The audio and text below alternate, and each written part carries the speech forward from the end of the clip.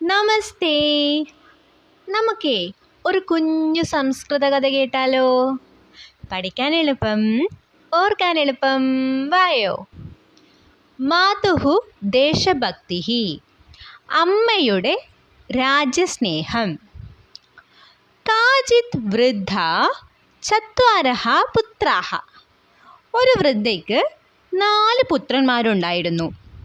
ജ്യേഷ്ഠപുത്രം സാ സൈന്യേ യോജയതി. അവരെ മൂത്ത മകനെ സൈന്യത്തിൽ ചേർത്തു. യഥാ സഹ യുദ്ധേ മൃതഃ തഥാ ദ്വിതീയം തതഃ തൃതീയം ച സൈന്യായ പ്രേഷയതി. അവൻ യുദ്ധത്തിൽ മരിച്ചപ്പോൾ രണ്ടാമത്തെയും പിന്നീട് മൂന്നാമത്തെയും മകനെ സൈന്യത്തിലേക്ക് അയച്ചു. തൃതീയഃ അഭി മൃതഃ. മൂന്നാമത്തെ ആൾ വരെ മരണപ്പെട്ടുപോയി. വൃദ്ധ അന്തിമം പുത്രം പ്രേഷയിതും ഇഷ്ടവതി.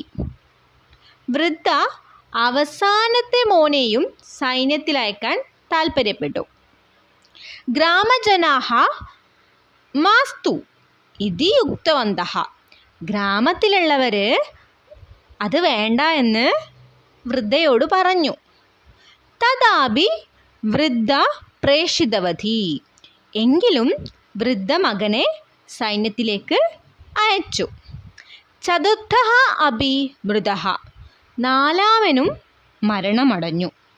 വൃദ്ധായാഃ നേത്രതഃ അശ്രുണീ. വൃദ്ധയുടെ കണ്ണിൽ നിന്ന് കണ്ണീർ വന്നു. കിമർത്ഥം ഭവതി രോദിതി മാ പ്രേഷയതു ഇതി വയം ഉക്തവന്തഃ ഖലു ഇതി ഗ്രാമീണാഃ ഉക്തവന്തഃ. എന്തിനാ കരയുന്നേ? അയക്കരുതെന്ന് ഞങ്ങൾ പറഞ്ഞതല്ലേ എന്ന് ഗ്രാമീണർ വൃദ്ധയോട് ചോദിച്ചു. പുത്രസ്യ മരണാത് ന രോധിമി.